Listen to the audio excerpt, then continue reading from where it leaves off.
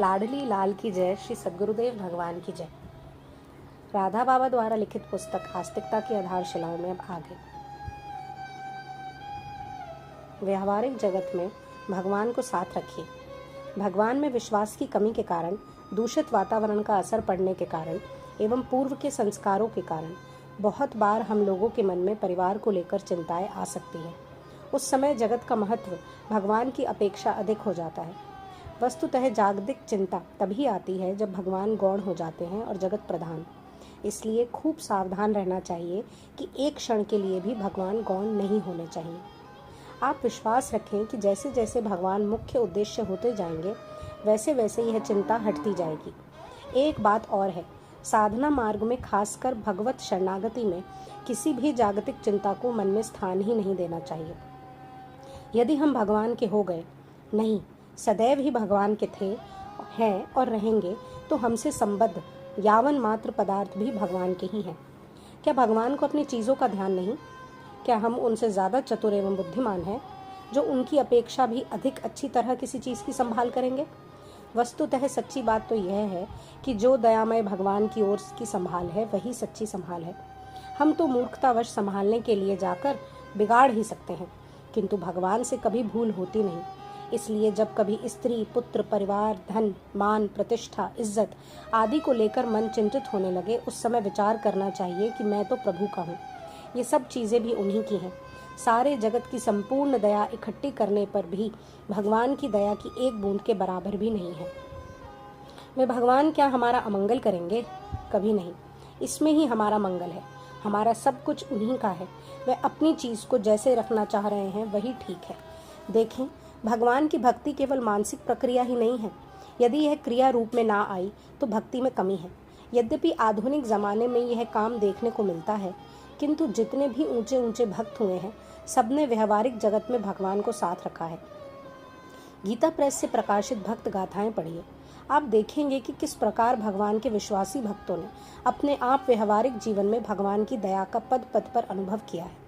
भक्त गिरिवर एवं भक्त प्रताप राय जी की जीवनी पढ़कर मैं तो रोने लग जाता हूँ। सारांश यह है कि जगत की अनुकूल एवं प्रतिकूल परिस्थितियों को लेकर व्यस्त होने की आवश्यकता नहीं है।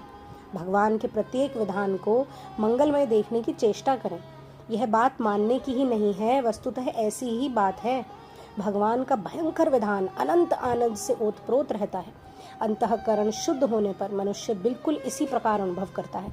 समय समय पर भक्त गाथाओं को पढ़ते रहना चाहिए। वे कथाएं कल्पना नहीं हैं, वास्तविक हुई घटनाएं हैं। वे अंतःकरण को पवित्र करेंगी, उनसे बहुत आत्मबल बढ़ेगा। यह मेरा अपना खास अनुभव है। मुझे इन भक्त गाथाओं के पढ़ने से अत्यधिक लाभ हुआ है। अंतिम बात यह है कि किसी भी परिस्थिति में घबराइए नहीं। कृपामय को आप जितनी कल्पना भी नहीं कर सकते, उससे अधिक आपका ध्यान है। सब होते हुए भी दयामय की कृपा का पल्ला ही भारी रहेगा। एक बात हमेशा ध्यान में रखने की है कि हम कितना भी क्यों ना चाहें, किंतु हमारा जो संकल्प भगवान की इच्छा से समन्वित नहीं होगा, वह कभी पूरा हो ही नहीं सकता। अतः जब कोई हमारी धारणा के प्रतिकूल बात आकर प्राप्त हो, तो विश्वास कर लेना चाहिए कि प्रभु की इच्छा से ही ऐसा हुआ है। अवश्य ही व्यवहार में प्रतिकूल परिस्थिति प्राप्त होने पर ऐसा मन हो जाना कठिन है, किंतु भगवत दया का आश्रय करके यदि आप चेष्टा करेंगे तो ऐसा हो जाना कोई बड़ी बात नहीं है। यह केवल हम मानते हों ऐसी बात नहीं है। वस्तुतः यह सिद्धांत है कि जो कुछ भी प्रतिकूलता प्राप्त होती है, उसमें भी श्री कृपामय भगवान का हाथ है और उसका परिणाम मंगल ही होगा। अगर किसी प्रकार मनुष्य यह विश्वास कर सके तो उसकी सारी चिंता छूट जाए और फिर उसके द्वारा केवल भजन होगा। देखें, मनुष्य के ना चाहने पर भी प्रतिकूलता तो आती ही है। प्रारब्ध में यदि प्रतिकूलता है तो आकर ही रहेगी, फिर उसके लिए चिंता करना व्यर्थ है। मेरे मन में आप सबके लिए यही भाव उत्पन्न होता है कि जिनकी अहेतु की कृपा से आप लोगों की इस ओर प्रवृत्ति हुई है, वे ही भगवान शेष बचा हुआ कार्य भी आपके द्वारा पूरा करवा लेंगे। देखें, हम लोगों में अनंत त्रुटियां हैं। यह बात बिल्कुल ठीक है कि हम लोग अभी पग पग पर फिसल जाते हैं। बहुत मामूली जागतिक प्रलोभन ईश्वर की अपेक्षा अधिक आकर्षक सिद्ध होता है। यह बात होते हुए भी दयामय की कृपा का पल्ला ही भारी रहेगा और हम लोग सभी उस कृपा का सहारा लेकर इस भव समुद्र से तर जाएंगे। केवल तरेंगे ही नहीं, उनका दिव्य प्रेम भी प्राप्त करेंगे। भगवान हमें जैसे रखना चाहते हैं उसी प्रकार रहकर जीवन बिताते चलें। जितनी तत्परता से ले सकें उतनी तत्परता से अधिक उनका नाम लेते रहें। वस्तुतः हम कलयुगी प्राणियों से प्रभु और कुछ आशा रखते भी नहीं। सारी कमी वे पूरी कर देंगे, यह विश्वास रखें। योग क्षेमम वहाम्यहम्। भगवान और भक्त का संबंध बड़ा मधुर होता है। आपने लिखा कि कर्मों का फल तो भोगना ही पड़ता है।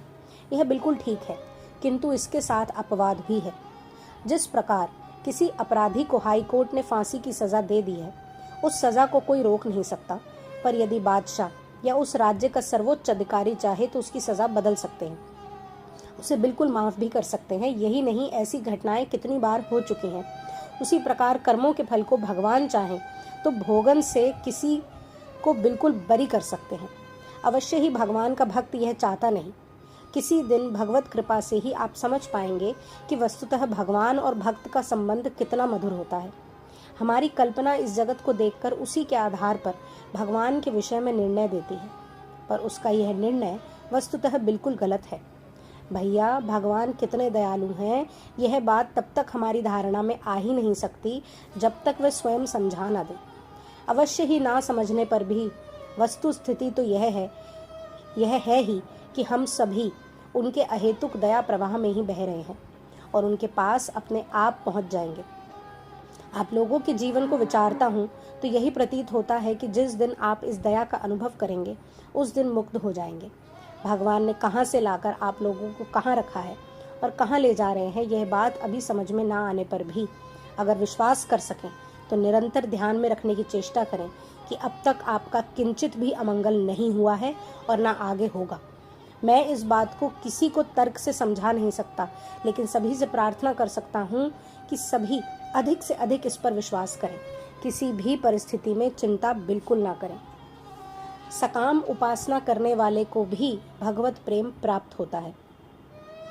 महाप्रभु चैतन्य ने कहा है कि जिस तरह नदी के प्रवाह में अनंत काल से बहता हुआ कोई तिनका किनारे लग जाता है, वैसे ही अनादि काल से संसार की नाना योनियों में भ्रमण करता हुआ कोई जीव किसी अत्यंत भाग्य बल से निस्तार पा जाता है। श्रीमद् भागवत में भी ठीक इसी प्रकार का भाव व्यक्त किया गया है कि हे विभो, निरअभिमानी पुरुष केवल आपके चरणों की सेवा ही आपसे मांगता है, सो मैं भी वही वर आपसे मांगता हूँ और कोई भी वासना मुझे नहीं है।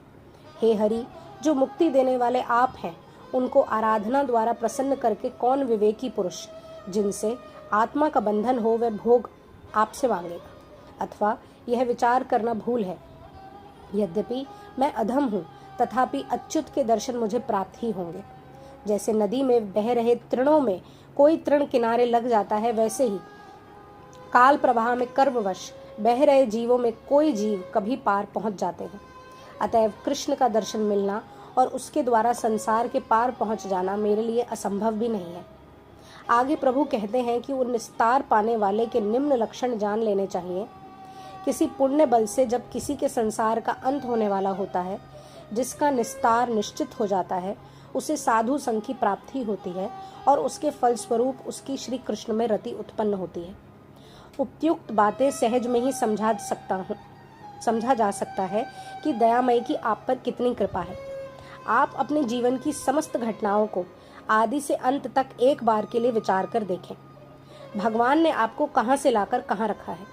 आप अपने को हीन समझते हुए भी भगवान की कृपा का पात्र हैं। यह समझकर अत्यंत भाग्यशाली भी समझकर देखें। हम लोगों जैसे संसार में करोड़ों मनुष्य हैं, किंतु कितनों के पास सच्ची या झूठी भगवान से मिलने की इच्छा मात्र भी है। आप में यह इच्छा तो हो गई है कि प्रभु के पास पहुंचूं। यह क्या कम है? जहां तक मेरा अनुमान है, आपकी उपासना भगवत प्रेम के लिए ही है। अपनी प्रार्थना में भी आप भगवान से भक्ति की ही याचना करते होंगे। यदि आपकी उपासना किसी अंश में सकाम भी होगी तो भी आपको भगवत प्रेम मिलेगा ही। अर्थात सकाम भाव से भी कोई श्री कृष्ण का भजन करता है तो भी कृष्ण को उसको अपना चरण ही देते हैं। श्री कृष्ण सोचते हैं कि यह मेरा भजन तो करता है, पर मांगता है विषय सुख, अमृत का परित्याग कर विष लेना चाहता है। ओहो, यह बड़ा मूर्ख है। किंतु मैं तो मूर्ख नहीं हूँ, मैं तो सब कुछ जानता हूँ। मैं इसे विषय सुख देकर ठगने का काम क्यों करूँ? मैं तो इसे अपना चरण देकर इसका विषय सुख भुलाते हुए इसके अंदर सच्चा अनुराग उत्पन्न करूँगा। अधिक से अधिक भगवान का नाम लिया करें। भगवान आज भी अपने भक्तों को उनके भावना अनुसार कृतार्थ करने के लिए तैयार है। निष्काम भक्तों को प्रेम दान एवं दर्शनों के द्वारा तथा सकाम भक्तों को उनकी वांछित वस्तु देकर भगवान आज भी कृतार्थ करते हैं। हमारा विश्वास उठ गया है, जिसके कारण हम लोगों की तबाही है। भगवान पर श्रद्धा नहीं रही, अन्यथा भगवान बिना किसी भेदभाव के सबको स्वीकार कर सकते हैं। इसलिए मैं बारंबार आप लोगों से एक ही प्रार्थना किया करता हूँ कि अधिक से अधिक भगवान का नाम लिया करें। बड़े बड़े संत महात्माओं का यह अनुभव है कि जो जितना अधिक भजन करेगा वह उतना ही शीघ्रता से भगवान की ओर बढ़ेगा। भगवान में श्रद्धा प्रेम होकर जल्दी से जल्दी उन्हें प्राप्त किया जा सके, इसका एकमात्र उपाय इस युग के लिए है नाम का आश्रय। इसलिए फिर भी यही प्रार्थना है कि चाहे हट से ही क्यों ना हो, वाणी का संयम कर और आवश्यकता भर बोलने के बाद बाकी का सब समय नाम जप में लगाए। जैसे जैसे अंतःकरण पवित्र होगा, वैसे वैसे अपने आप भजन में प्रेम होने लगेगा। भजन प्यारा लग जाने पर फिर भजन के लिए चेष्टा नहीं करनी पड़ेगी, अपने आप भजन होगा। जब तक ऐसा ना हो तब तक हठ से, विचार से, जैसे भी हो अधिक से अधिक नाम जपें। भगवान की कृपा आपके साथ है। आप लोग चाहेंगे तो भगवान की ही कृपा से भजन अवश्य कर सकेंगे। देखें, भगवान केवल कहने सुनने की वस्तु नहीं है। सचमुच साधना का क्रियात्मक प्रयोग करके उन्हें प्राप्त करने में ही जीवन की सार्थकता है। यहाँ केवल सार वस्तु भगवान ही है। भगवान के लिए ही परिवार, बंधु, भाई सब हों। भगवान के मार्ग में रोकने वाली वस्तुएं सर्वथा त्याज्य है। जाके प्रिय न राम बैदेही, तजिए ताहि कोटि बैरी सम, यद्यपि परम स्नेही। श्री राधा श्री राधा श्री राधा।